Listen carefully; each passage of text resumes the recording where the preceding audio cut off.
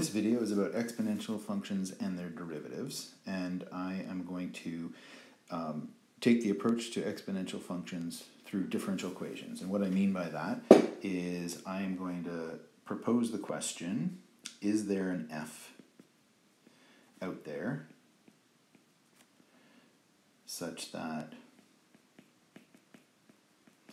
the derivative of f is equal to the function itself?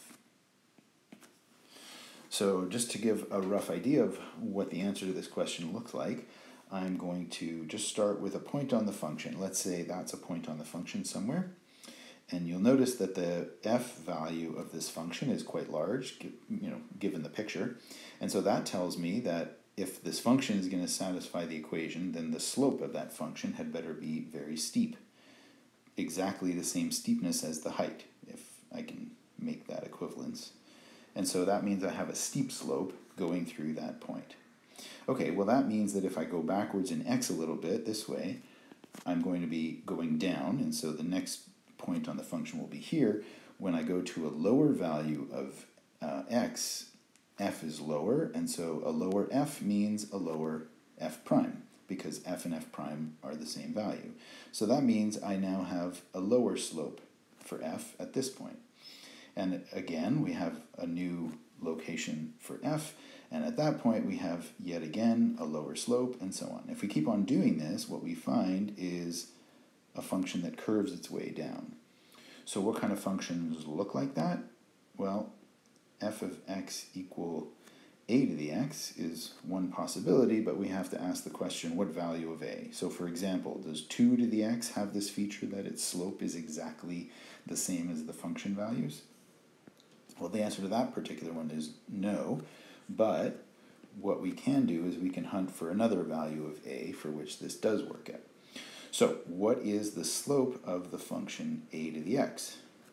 Well, we'll go to the definition of the derivative for that, and that means we take the limit as h goes to 0 of a to the x plus h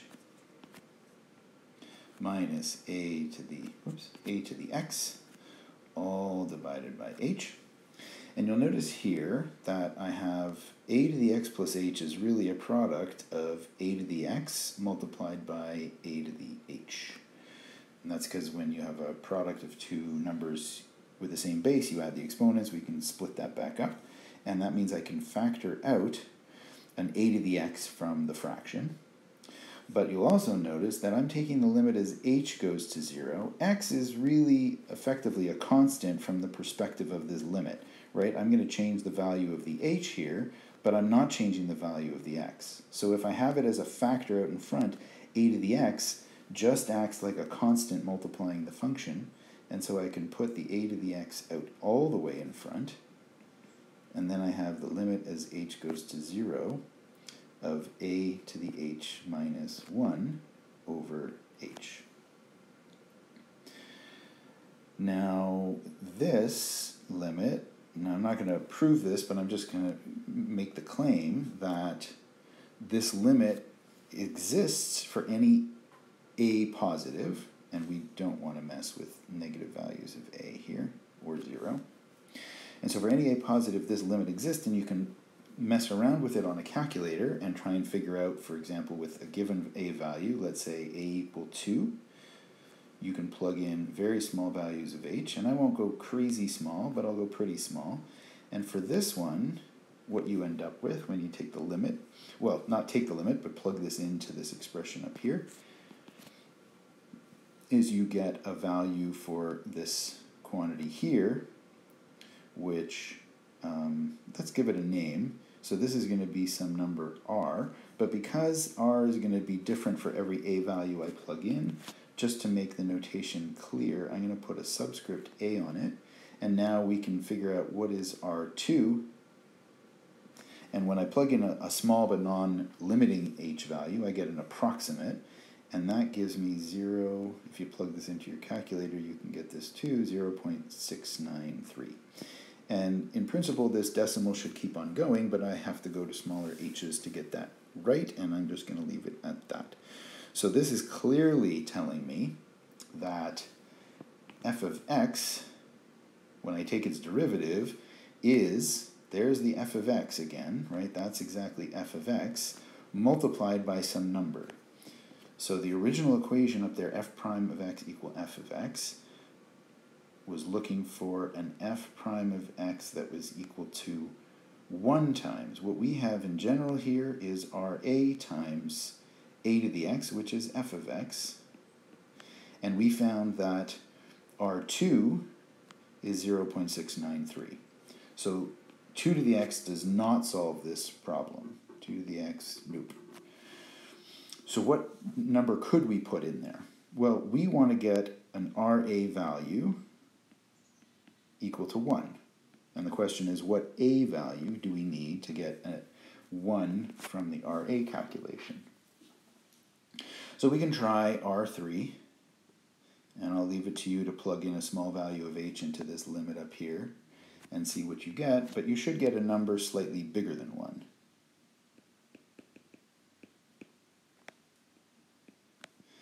And so you can keep on trying to find between 2 and 3, there should be a number that gives me an Ra equal to 1. And it turns out, if we choose a equal to 2.71, and there's more decimals, but I'll just leave it at 2.71, then r sub 2.71 ... is equal to 1. And we give that number a name, e. So e is this 2.71 ... And so what that means is that if we have a function f of x equal e to the x, then f prime of x is exactly the same function. Any other base, and we have to include a constant that is not 1, and so it doesn't quite solve this question up here, this differential equation. But e to the x is the right exponential choice. In other words, choosing e to be 2.71 ... is the right choice in order to solve this differential equation. All right, so one thing that will be useful in the rest of the calculation I'm going to go through soon is finding the tangent line, or the linear approximation. So let me do that here. So what is the linear approximation to e to the x at or around x equals 0? So to get that, we need f of 0, and that's just e to the 0, which is 1, and we need f prime of 0, which, because it's the same function, is exactly the same number. So that means that the linear approximation, or the tangent line, L of x, this new function, is going to be the slope 1 times x minus 0 plus the y value 1. That's point slope form of the tangent line, and I'm just going to rearrange this and say that's 1 plus x. So what this tells me is anytime I have an x value that's close to 0, e to the x is well approximated by 1 plus x. Okay, so let's now figure out what is g prime of x for g of x equal a to the x. So in other words, we know what it is up to this point, this Ra. So it's going to be Ra times a to the x, but what is that Ra value? So let me just point out that a to the x is equivalent to a different form, and that is, if I write down a function e to the rx, that's the same as e to the r all to the x. And when I write it like this, you can see that I can replace the e to the r by an a to the x, where e to the r is equal to a, or I could rewrite that as r is equal to the natural log of a. So this is a way of flipping back and forth between an exponential function written this way and an exponential function written this way. And the translation between them just comes down to either one of these two here, using e to the r is equal to a, or r is equal to natural log of a. Okay, so that means I can calculate the derivative of g using e to the rx form instead. Okay, So if we go back to the derivative, definition of the derivative, we get the limit as h goes to 0. Now I've already done this, but I'm going to do this in the new form, right? I did it over here for the a to the x form. Here I get e to the rx plus h minus e to the rx, all divided by h. And again, I can factor out that e to the rx, and I'm left with the limit of h goes to 0 of e to the rh minus 1, all divided by h.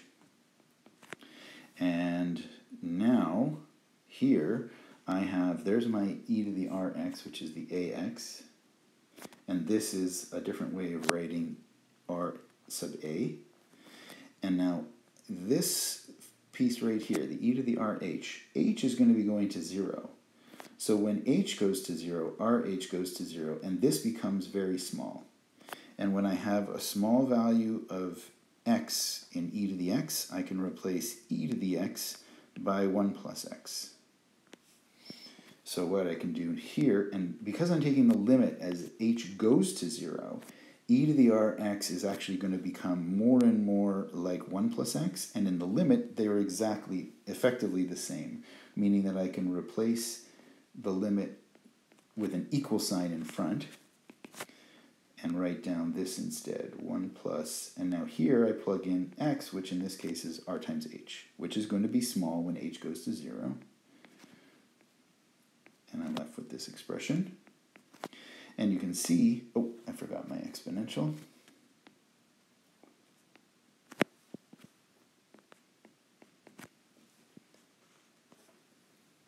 And so you can see that the 1's cancel, and then I have RH over h, the h's cancel, and I'm left with just r. So I have an re to the rx, where this is g of x, and this r here is actually what I called ra before, and if I want to figure out what r is in terms of the original a and a to the x, it's exactly the log of a. So this expression log of a is exactly this ra. It's exactly the limit that we have here. And for example, for 2, if I plug in a 2 here, I'll end up getting 0.963. The log of 2 is what I ended up getting over here. So now we know, not only do we know that e to the x satisfies the differential equation f prime equal f, but now we also have that g prime equal r times g has a solution g of x equal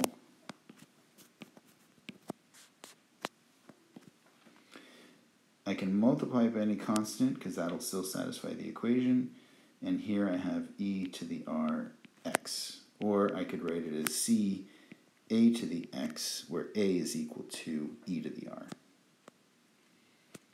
Okay, either one of those. But I tend not to use this at all, and I tend to always think of exponentials in terms of base e instead of an arbitrary changing base. Okay, so that is what I wanted to go through here. And just to summarize yet again, what we now have is a way of finding solutions to equations g prime equal r times g, and the solution will always have the form c times e to the rx.